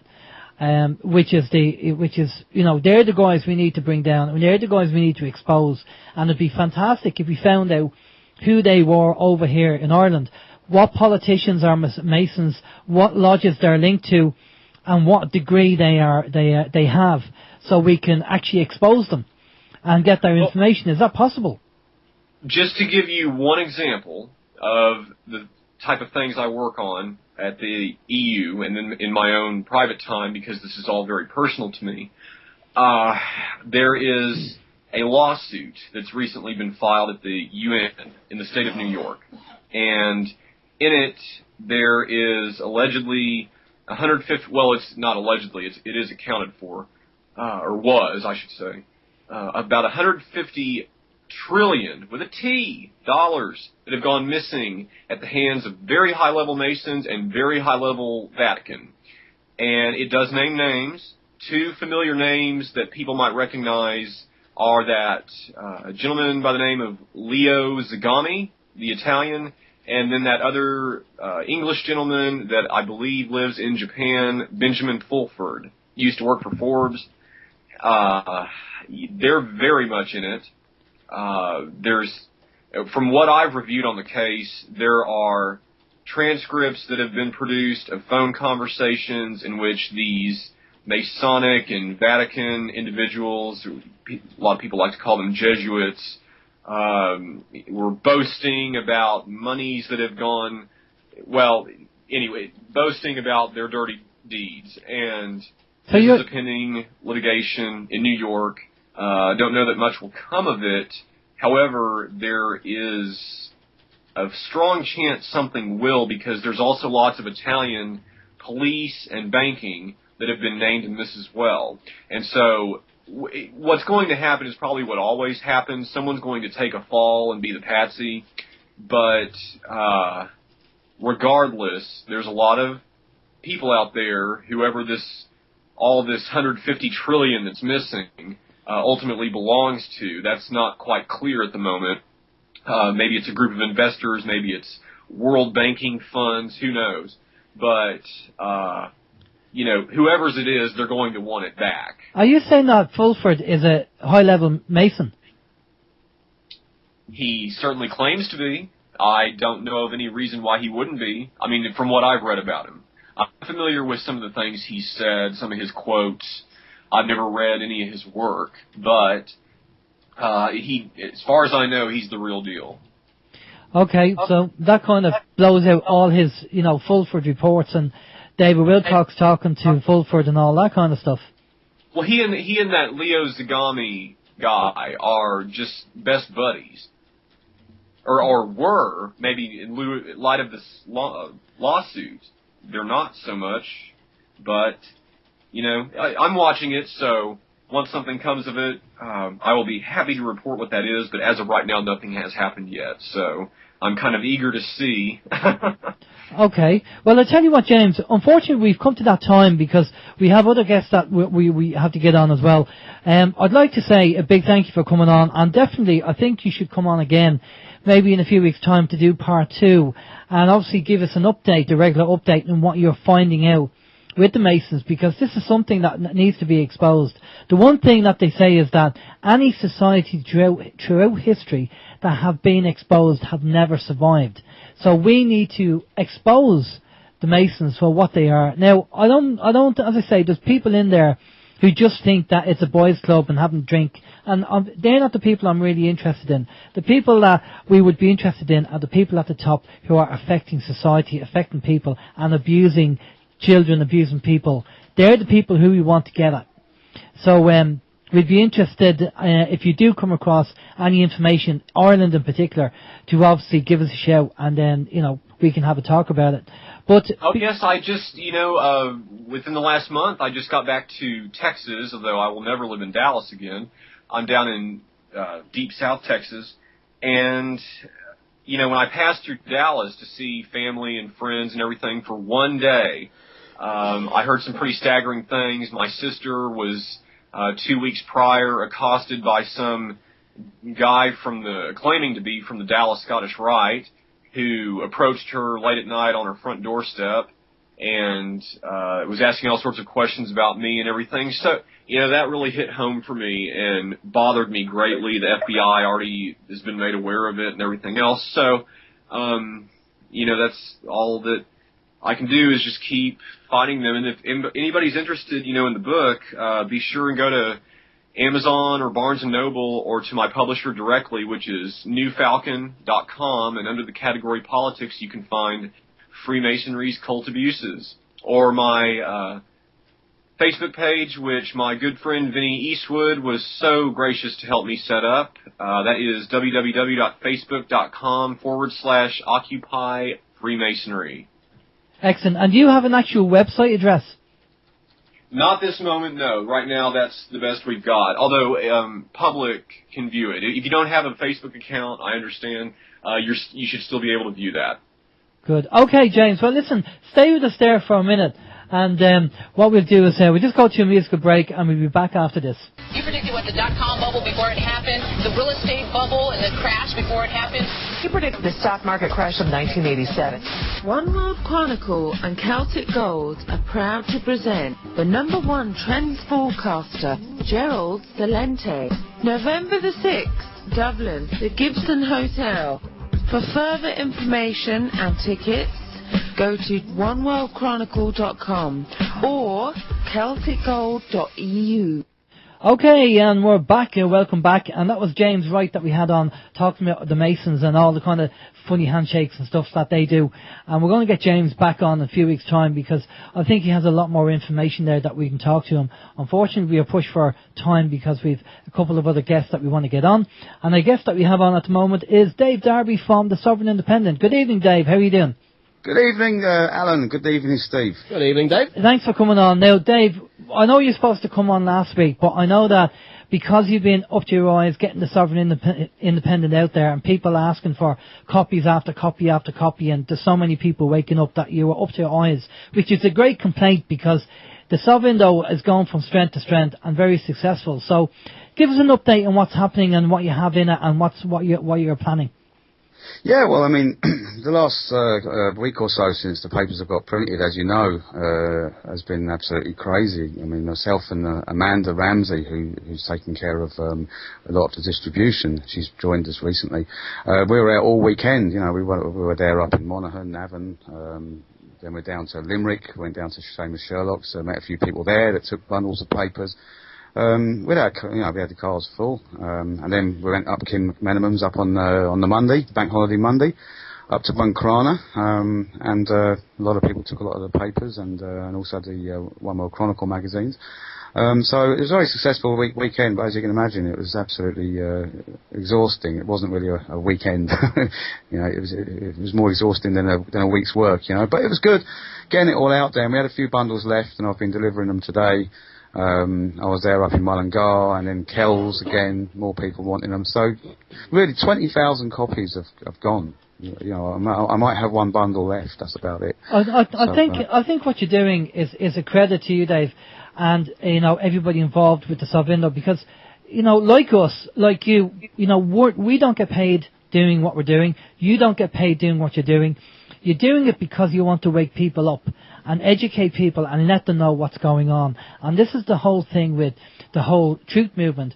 And people who just feel inspired, you feel that you want to go out and tell people about what's going on. And obviously you've taken it a step further, and you have the Sovereign Independent newspaper. you said that this version is free because you wanted to get out there for the kids' referendum. Is that right? Yeah, it's worked similar, and not on such a big scale, unfortunately, but similar to the first edition during the Lisbon referendum, where we had many people coming forward offering to donate, offering to distribute, and a sort of mini version of that happened this time, although I think this referendum is a whole lot worse than the Lisbon referendum. But we had people coming along, you know, who were donating money. One very kind gentleman there from the Catholic community in Kerry. He paid for 10,000 papers. You know, he just come out of the blue. So we've had some amazing support. We've had people from all over the country again, you know, phoning and asking, you know, can I have 1,000? Can I have 2,000? You know, some guy wanted 7,000. We just couldn't let him have them because it was spread very thinly. So we've had some amazing support, and at the same time, we've been trying to push the One World Chronicle as well, you know, which is Ireland's first truth magazine. Obviously, Simon will tell you more about that. So we've been trying to kill two birds with one stone. And yes, it's free this time because people have donated this time. They've paid for it, and we've just been giving them out for free to people, you know, and try to be effective in the way we put them into, you know, barber shops and restaurants and cab drivers and, you know, people coming outside of churches, you know, mothers and stuff, you know. So what we're trying to do is get people to talk to people. There's no point in just putting it in the letterbox, you know. Like it's good to sort of have just a few words with them, and then, you know, like it's more meaningful than what you're giving them. You know, they see a human face, associate a human being with the stuff that's in the paper. Exactly, and of course, as you say, when they're finished reading it, not to actually throw it out and put it in the bin, but recycle it by giving it to people, give it to somebody else and pass it on. Yeah, that's the whole point, isn't it, really? And hopefully people do that. And I know people do that because, you know, like we've been contacted by people saying, you know, like a friend of mine, you know, received a copy of this newspaper, or my mother received this newspaper, you know. So, yeah, it does get passed around. It is having a good effect in that way, you know. So, Dave, what sort of feedback are you getting, though? I mean, have you got any I mean, I would be very surprised if you got negative feedback, because I've read it, and friends and family have read it, and it's the finger is definitely on the pulse. But I know in every kind of walk of life there are those who will just the naysayers. Has anyone kind of contacted you with any negative feedback? Yeah, well, I mean, like anything else, you know yourself. You know, you can't please everybody. That's just a fact of life. Exactly. You know? So, I mean, we've got to respect that fact. You know, so, but there have been people. I mean, I suppose the worst complaint we've had, really, about the content of the newspaper is. Some guy who was a very, very strong traditional Catholic, and fair play to him, but he took offence at the page 3 girl. Aisling Fitzgibbon, who's not actually naked, but he did take offence, and I said, well, look, she's not. He said, it doesn't matter, it implies that she's naked, you know. So this is... It was black and white. It was a black and white picture, though, wasn't it? It was a black and white picture, yeah. and being a newspaper picture, it's not like you can see any real detail there, you know. But, again, you know, like, he's entitled to his opinion, you know, and I respect his opinion. But at the end of the day, I've had other people from within the same belief system as him who's all they've said when they've seen these pages. They've said she's a very brave girl. You know, absolutely. But I mean, you know as well as I do, you can pick up any of the daily rags that pass in newspapers, and you get a full colour picture on page 3. You know. Yeah. Well, again, you know, we try to appeal to everybody, because I mean, last time I was a little bit worried that people might think that the Sovereign Independent were, you know, an ultra Catholic group. Much as we respect Catholicism, and I was born and bred one myself, you know, like we're not a Catholic newspaper, and I hope that people will sort of understand that. But then again, you know, like I'd be quite happy to put an article in there written by Muslims. Written by Muslims to wake Muslims up using Muslim prophecies. You know what I'm saying? Well, you know, I'm quite happy to do that. And again, you know, any sort of method to wake people up. The newspaper is a platform, really. It's like a vehicle. This is why we have various different writers writing for it. I don't do much writing myself, very little. You know, like it's other people. So it's a platform for people to get out, you know, information that the Irish population need to hear, really. You know? I think we need to move away from groups, Dave, because, you know, divided, you know, they conquer us by division. I always go back to, look, I'm a spiritual being experiencing life in physical form. End of. No groups. Because as long as we stay divided, you're Catholic, you're Muslim, you're Protestant, as long as we do that, as long as they keep doing that to us, we will never be able to get together. We should be seeing each other as human beings. Yeah. That's it. Yeah. You know, you're a human being, that's it. No labels, no tags, no nothing. Just, and I think that's the best way to do it, because people have to start realizing that it doesn't matter what colour you are, what religion you are, what creed you are. You're a human being experiencing life you're a spiritual being experiencing life in physical form, and that's it. So, well, I mean, the last edition, like I say, the next edition, you know, or the current edition, I suppose, we decided to some extent to maybe appeal to the old Sun readers out there. So that's why. Cover all bases. Sorry? Cover all bases. Exactly. Actually, when Aisling sent me those photographs and I looked through them with great pleasure, looked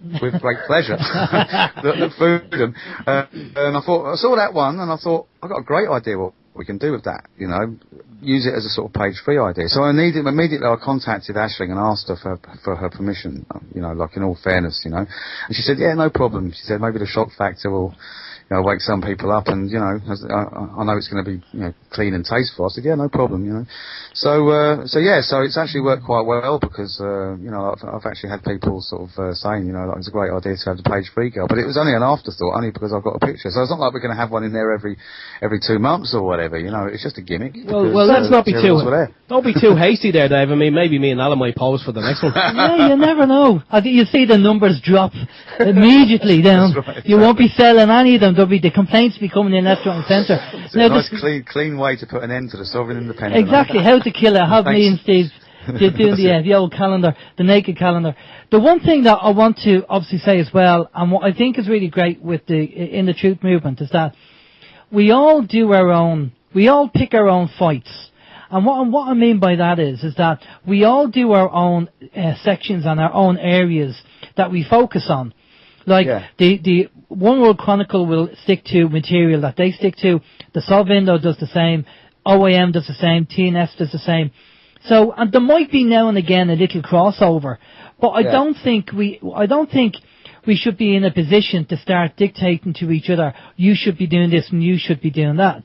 I think we pick our fights on what we want to focus on, what we understand, and what we are knowledgeable about. Yeah. And what's the point in duplicating something? Because the whole kind of New World Order, cabal, the global system is such a geopolitical nightmare. It covers so many areas. And if we start replicating what other parts of the truth media are doing, then that's just, to me, it's a waste of time. I like the idea that there's diversity for all the truth movements. Like, as I say, TNS are fantastic at doing all the sovereign stuff. They're really good at that. That's their expertise. And you have other bits as well. We do kind of touch base for everything, really. And the Saville, you'll do your bits. OWC do their bit. Harry, We the People, Ben Gilroy. We all have our areas of expertise, our areas that we like to cover. So I do believe that we shouldn't be too hung up on the fact that if one truth movement or one radio station or one newspaper doesn't cover something, that we should have a go at them. I think we should respect the fact that that's what they do. Let them do it. We'll do it, you know. And if nobody's doing it, well then somebody should do it, and then we can arrange for who's going to do it. But there's no reason to fall out over stuff. No, I totally agree with you. I mean, like, we all have our different fortes and we all have our different talents, you know. And the thing is, actually, I think in Ireland we're quite fortunate altogether when you look at all the different groups and that, because we've got quite a diverse range of media. What with 2 truth publications now, you know, in a country of such a small population. We've got some great radio shows, you know. We've got some great ones on TNS. We've got yourselves, OYM. Some really, really good radio shows. You know, like we've got some good groups that you know, like you've got Kim McMenamin and his group up there in Buncrana. He's doing an amazing job, and there's similar groups throughout Ireland. So I think we've got quite a diverse means of getting the truth out there. And you know, sometimes, you know, the personalities are going to clash, you know, like sometimes, you know, we're going to say things we don't mean and that. That's just being human, you know. When you're in any relationship, you know, like sometimes there's misunderstandings as well. So, you know, like I like to think that we do eventually get through these misunderstandings and just continue putting the truth out in our own way. And like, It's like a company. It's like a big corporation in a way where you have different departments. And again, that's a fact of life. In order to run anything efficiently, you do have to really sort of like have your specialities and your fortes and concentrate on them. So the truth movement is like, has its different departments, and we all have our own specialities. And for the most part, we tend to get on. Yeah. Most of us, I think that's it's a healthy approach to the way we should be doing it. I mean, if you go back 4 years, sorry, I forgot to mention the guys up in Donegal, Forum for Change. They're doing a great job up there as well. Amazing job. Amazing job. And Aisling as well with the anti-fluoride campaign. I mean, everybody's doing their bit. Everybody's doing, and there's a little bit of crossover, which is great. What we have to do is try and keep the ego out of it and just do what we need to do and get the information out there. And, and help each other when we can. I mean, that's just basically what it boils down to. I mean, it can get difficult at times, because we're all under pressure, we're all under stress, and, this is all at our own personal expense as well. I mean, speaking for the Sovereign Independent, we've become absolute masters at losing immense amounts of money.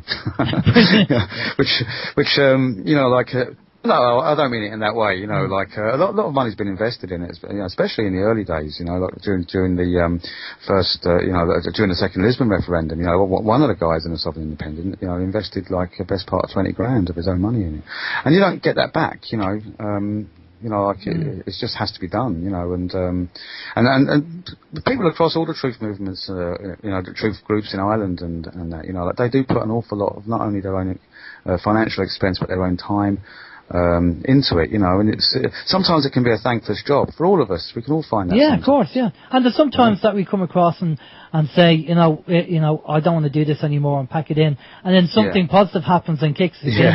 But Dave, we're just watching the time, and we're going to have to get Simon on. Steve, you want to say something there? I was just going to say, stop giving the paper away. I know, like, I think it was issue 2. I think there was like you were asking, say, a €1 cover charge or a €1. Yeah.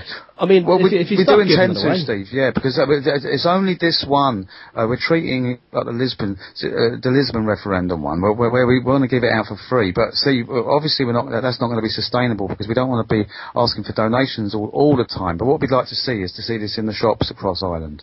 And Amanda, who's joined us recently, she's doing an amazing job at the moment. She's already got it into a few shops, getting across and putting a charge on it. Yeah, obviously the shop needs their cut, but we want to see it on the news shelves. We want to see it on the news shelves amongst the mainstream media, okay, so that there is a choice there. And we'd also like to see the One World Chronicle, and they're going that way as well, but that's not for me to say. Right. So, that is the way that we are going to do it, Steve. I don't think this edition, we wanted it to be free. Yeah, I don't think it's just so people can have a choice there, but I think it has to be there so people can have a balanced view. I mean, if the Sav window is not on the shelves in next door to the other rags that are on the shelves, well then it's like a seesaw, and it's tipped in one direction. I mean, the Sav window and the One World Chronicle, they have to be there. It's not a case that they should be. They have to be there so people can have a balanced view. This is the goal. See, there's something big happening now, I feel, where the media in Ireland is going to hopefully transform, maybe even just a little bit, by means of the Sovereign Independent and the One World Chronicle getting onto those news shelves. And if we can do that, I believe that we would probably be the first country in the world that's done that. Because, we've got certain magazines on the shelves which you can consider to be truth magazines to a certain extent, but not necessarily Irish, and they're monthly, but they're good. But Irish newspaper, an Irish national newspaper, independent national newspaper, and an Irish independent magazine now appearing on the shelves, I think that would be a first, and I think we could set a precedent. So, this is the goal anyway. We're going to give it a go anyway. Yeah, no worries. Okay, listen, Dave, we're going to go to a musical break. Just before we do that... go on, very quick question. A quick question in for you, Dave, there from Bluebell. Bluebell wants to know, can you tell us what shops, please? We don't know what shops yet, because we've only got them into a handful, really, I'll be honest with you. But we are trying to get them into the spas and the Londis. Okay, now again, it's early days. We've only just taken Amanda Ramsey on, and you can contact Amanda at sales@sovereignindependent.com, by the way, if you want to help out in any way or you've got any suggestions. She's going to be getting them into. She's put them in local newsagents around her own town, and quite a few of them actually. And she's going to sort of span outwards, and she wants to basically maybe talk to the head management of the likes of Spa and that. Again, we might be told to F off, but again, nothing. Yeah, you might be. But would there be any benefit of, say, people going into these local shops and maybe going up and down the newspaper aisle and then going up and saying to the staff, "I'm looking for a copy of the Sovereign Independent. Do you have any in stock?" And maybe just if people just go to the shops and start looking for the paper, maybe it might create a bit of awareness. Yeah. I mean, if people are willing to do that, that'd be absolutely brilliant. I mean, again, that'd be true people power, But again, it's difficult, for everyone to sort of, get together and do that, But it'd be quite simple, really. I mean, that would help. Every little helps. It would be excellent. All right, Dave. Listen, we're going to go to a musical break. And we'll be back after this. You predicted what the dot-com bubble before it happened, the real estate bubble and the crash before it happened. He predicted the stock market crash of 1987. One World Chronicle and Celtic Gold are proud to present the #1 trends forecaster, Gerald Celente. November the 6th, Dublin, the Gibson Hotel. For further information and tickets, go to oneworldchronicle.com or celticgold.eu. Okay, we're back, and basically we just have Simon on from One World Chronicle because we're obviously pushed for time. Good evening, Simon. How are you doing? Good evening. How are you, lads? Not too bad, not too bad. We've just ran the Gerald Celente advert for Gerald. I think he's over here. Is it Tuesday or Wednesday he's here? Well, he's here now with us, but the gig is tomorrow, Tuesday, in the Gibson Hotel, just right beside the O2 there, and he's going to be talking about what's coming up for 2013 and what's going on currently with, the America and Europe in terms of financial and gold and silver and, the way the economy's going and exactly what's happening and why it's happening and things like that. Right, excellent. Okay, well that's going to be great news. I mean, he's a good guy, he knows a lot of stuff there. How are you going with the One World Chronicle? I know you were on last week, but you have a little bit more time. Just tell us about, the update on the One World Chronicle, how your numbers are doing and what you're doing with it and what's happening.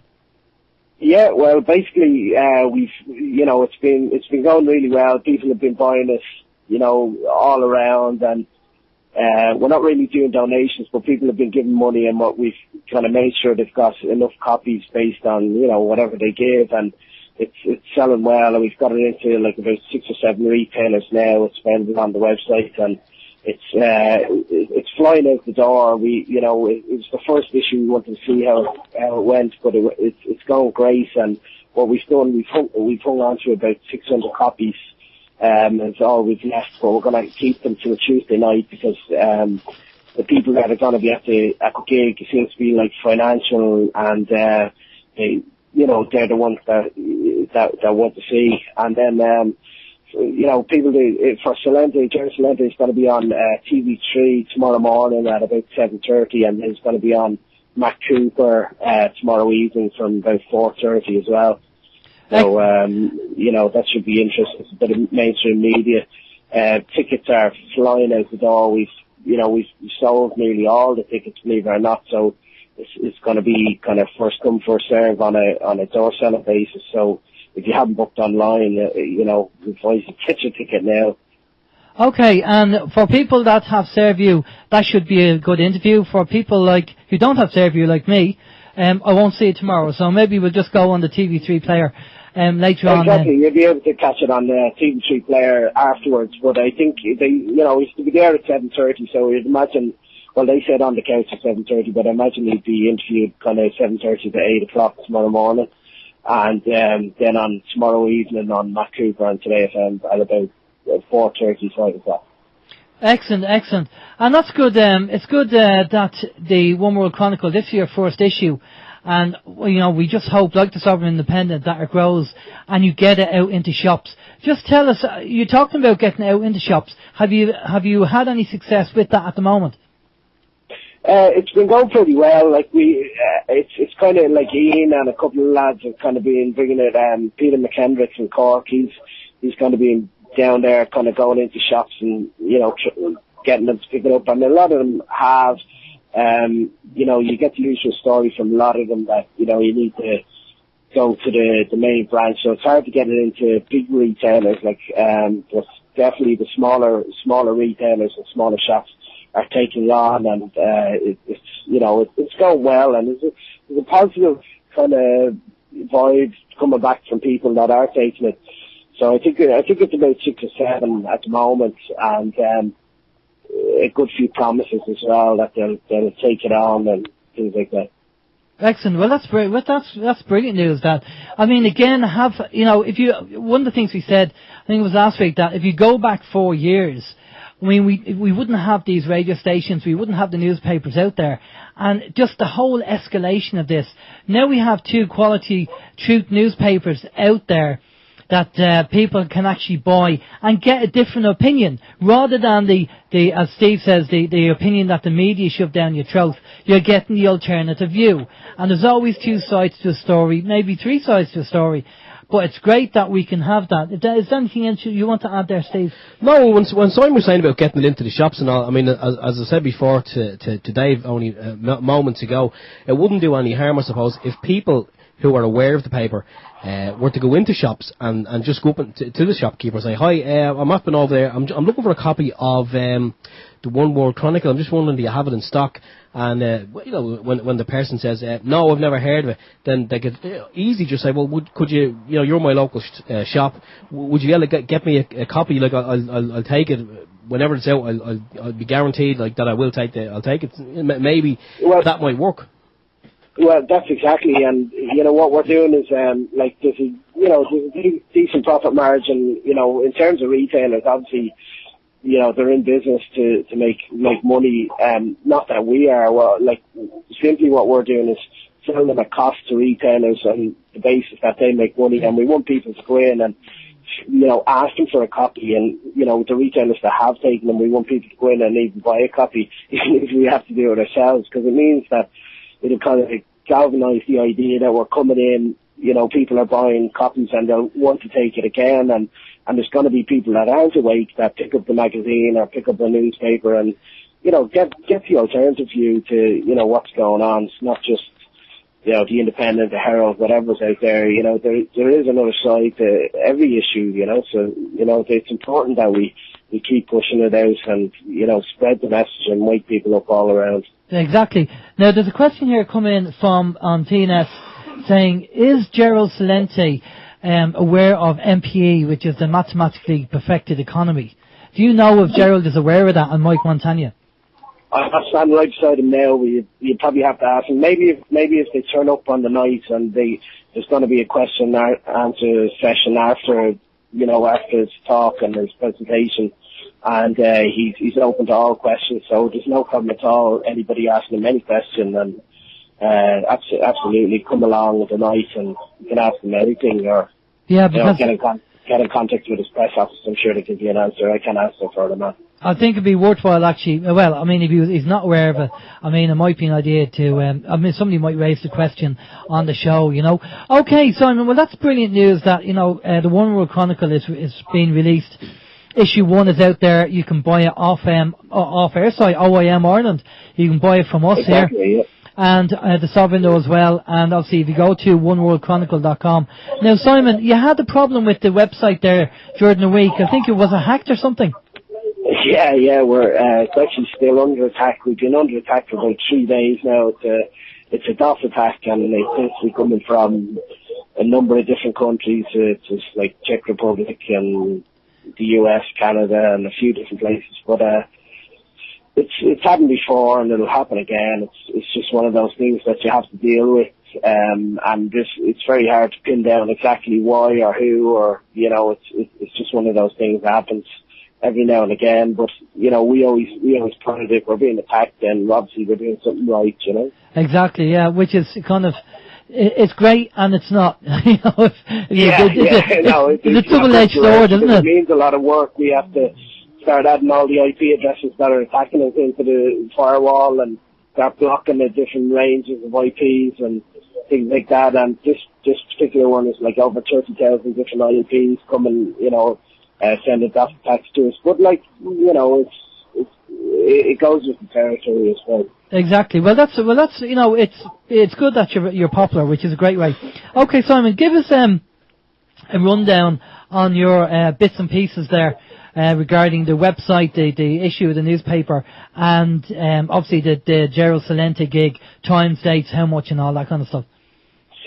Well, tickets are €30, and as you said, they're nearly sold out. So we're not sure how many tickets will be available on the door, but it's going to be €30 on the door. You can book online on CelticGold.eu or OneWorldChronicle.com through PayPal or Visa or any credit card. The gig itself will be on for about 3 hours, and we have Aidan Killian, and we have Stefan from Celtic Gold. He's going to do a talk about gold, silver, and then obviously Gerald Celente, and then a question and answer session afterwards. And then the One World Chronicle is available on night, and we're pretty heavily into the second edition, and we should have the second edition out on the 1st of January. And everything's going good, we're just pushing along.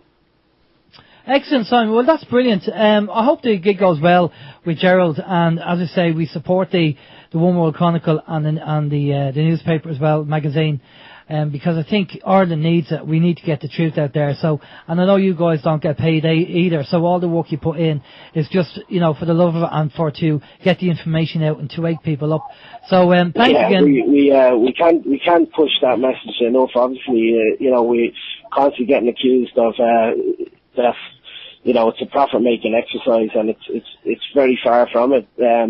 It costs a lot of money to do these things. People don't seem to realise, but for anybody who kind of says that we're in it for the money, or shareholders or whatever gets said, it's ridiculous nonsense. And we challenge anybody to do what we're doing and see if they can make money out of it, because right up to now we haven't made a penny. We've lost a lot of money, but we believe in the truth and believe in putting the truth out there and putting the message across. So anybody's welcome to step in if they want. Exactly. Well, I think, Simon, anybody who runs a business knows there's expenses, and they have to get paid before anybody gets paid. And generally speaking, the expenses tend to be quite high. So, until you start making a profit and get proper advertising in and marketing, this is your first issue. It's going to take a while to do that.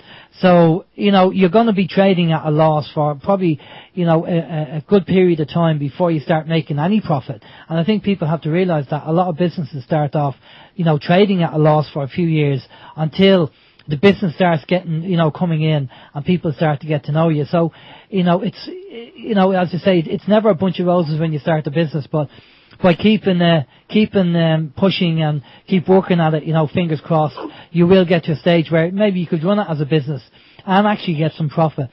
But that'd be great. If we could get enough advertising and we could actually break even, we'd be happy. It's a case that we'll keep plowing on. We keep putting our own wages in and keep putting our own money in and see what happens. But it would be fantastic if we could even get to the stage where we're just making our money back what we put in. So, okay, Steve, you have a question there?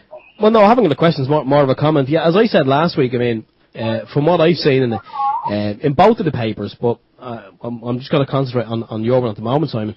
It was very well put together. It's full colour. It's absolutely jam-packed with quality information. It really, really balances out what the other side, if you like, the mainstream rags are saying. There's so much more information, good information, and as I say, as I mentioned earlier, I would love to see people going into their local shop and asking for it, and just saying, yeah, can you get it in for me? And put the feelers out there. People need to know about it, because it really, it's needed. It definitely is needed. Now, so both of the papers, the Saville and the One World Chronicle, I think they complement each other beautifully. And we need more. We need more people, more shops stocking them. We need more people going in asking for them. But I mean, as I mentioned last week, it is very well put together. It's very easy to read, and it kind of there seems to be a flow. I don't know if it was done on purpose, but there seems to be kind of a nice flow. You know, you when I started reading it, I kind of started off at page 1, and I just kind of went, you know, page to page to page. I didn't feel the need to kind of jump around. I don't know, was it put together that way? Was there a certain feel or a certain flow to it? Well, it's, to be honest, like I start putting it together, there is one mistake you probably noticed. It says September, October on the bottom of every second page, and that's when it was kind of starting to be put together. And to be honest, we reworked it, and, you know, it was the case that the children's referendum was coming up, so we concentrated on our main issue. And it's really about, like, we got so many stories from different people, and, you know, different articles were being sent in, and we kind of picked what we thought was, you know, appropriate and what would be the best to put in. And what you know, the other stories will probably make it into the next issue, and which we're kind of already, you know, nearly finished with. But again, like, times change, and as different issues change and come up, we'll you know, change articles, drop pages and add pages, and, you know, work it that way. The colour and the quality was obviously intentional. We decided to try and get it as, you know, originally we were thinking like a full gloss magazine, but obviously that would cost too much to print, and then it would cost too much to charge people. Like, we'd have to charge people, you know, maybe €3 to €4 per issue, and, you know, we found, especially in these times when people have no money, that the best thing to do would be to go with like a €1, you know, price. And, you know, we shopped around for different printers until we could find that we could print it for less than €1, and all we want to do is break even. So we figured, you know, we're selling 100 issues for €40, which is 40 cents a copy. That's our cost price. And, you know, we sell copies for €1. That's and like 60 cents, but for all the issues that we give out free to other people, yeah, it balances out. That's excellent, Simon. Sorry, Simon, I'm just going to have to cut you there because we're just running out of time. But listen, thanks for coming on, and good luck with the One World Chronicle, the magazine, and the gig with Gerald. And we'll touch base with you again anyway in the near future. So have a good one and take care of yourself. All right. No problem. Thanks very much, lads. Talk to you soon. All right, Simon. Thanks, Simon. Take care. Bye-bye. Okay, that was Simon from One World Chronicle. Sorry, just running out of time. We just have a few minutes left. What's Finn doing on the show tonight, you know? That's an interesting question. One which I didn't pose to him. Oh, that's okay. We don't know what Vin's doing. Maybe Vin had a hangover, because I know a few of the lads on the TNS chat room were talking about some party they attended last night, and it looks like a few of them have had a hangover from last night. I couldn't go tonight. I had to send a RSVP and say no, I couldn't make it. That's a copious amounts of alcohol being consumed, I think, last night. Did you get an invitation? Well, I think Vin put the invitation out to everybody there, but, you know, I did kind of look at my bank balance and look back at me and went, no. So you put the same scenario I used to have when you put your card into the ATM and just spat it back out. Yeah, I wouldn't say insufficient funds, but it was my insufficient funds. It wasn't the bank this time. So just a couple of things for next week. Next week we have a chap on called John Weigel, I think his name is, the last time it's pronounced. And John is campaigning against the smart meters, Wi-Fi, all that kind of stuff that we talked to Walter Graham about, and Barry Trower. And John is American, but he's been living over here for a long period of time, and he's trying to get the information out there. So John's going to be on. No, hang on, is that next week? Next week is the 10th. Yeah, John's on. Sorry, I'm getting confused, because the week after that we have Kerry Cassidy on. So we're just sorting out the schedule. But so John should be on next week. Anyway, whoever's on, it's always going to be fun and enjoyable. Is that right, Steve? Absolutely. It's always a pleasure, and it's always a good, I was going to say good laugh. No, it's not. It's always, it's interesting. It's always interesting, thought-provoking. Exactly. So if there's any information you guys you come across during the week, email us, let us know. Thanks for you guys sending in the links. Much appreciated. We do look at them. We do send them out. TNS time shortly. Don't know what Finn's up to in TNS, but I'm sure it's going to be good fun anyway. And we'll talk to everybody next week. We have the bumper sticker campaign. Don't forget, if you can support us, that'd be great. We want that to go nationwide. We want everybody to have a bumper sticker on their car. Really, that's what we want. But for the time we want being, everyone to have a card as well. Yeah, you have to have a card to have a bumper sticker. You know what I mean? It's that time of the night. All right, listen. It is. Good night to everybody. It's time for a cup of sovereign tea. It is indeed. Okay. So take care. Have a safe week. We'll talk to you next week. This is Alan James saying good night. And a very good night for me as well, Stephen George. Take care. Thanks for being part of the OYM experience, and we'll do it all again next week. Bye bye.